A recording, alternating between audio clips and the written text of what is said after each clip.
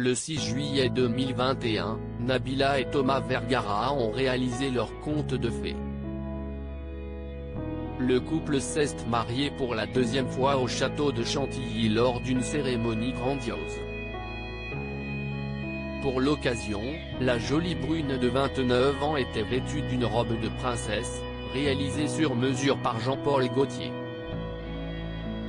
Quant à Thomas Vergara, il a brillé par son élégance dans un costume blanc, assorti à celui de leur fils Milan, 2 ans.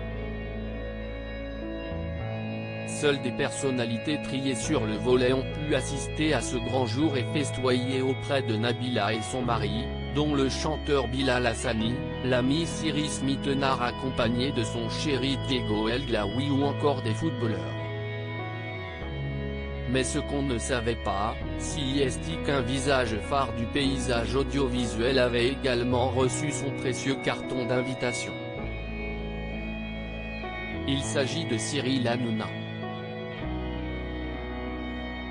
En effet, c'est grâce à Magali Berda, l'agent des stars de télé-réalité, qu'il a été possible de faire cette découverte.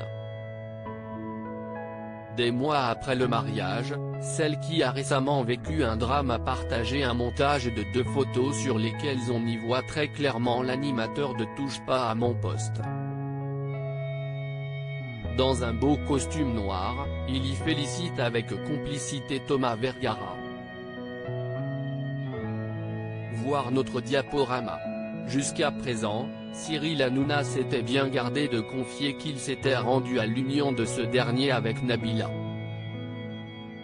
Toutefois, cela n'a rien de bien étonnant lorsqu'on sait que l'animateur a toujours été très ami avec le couple. On se souvient par exemple qu'il avait même donné sa chance à Nabila en tant que chroniqueuse dans Touche pas à mon poste en 2018. Mais après quelques émissions seulement, elle avait arrêté cette activité, ce qui avait alors laissé penser qu'il était en mauvais termes. Une information qu'elle avait pris soin de démentir en 2020 pour Télé Loisirs. Ce n'est absolument pas le cas, on est toujours très amis, avait-elle assuré.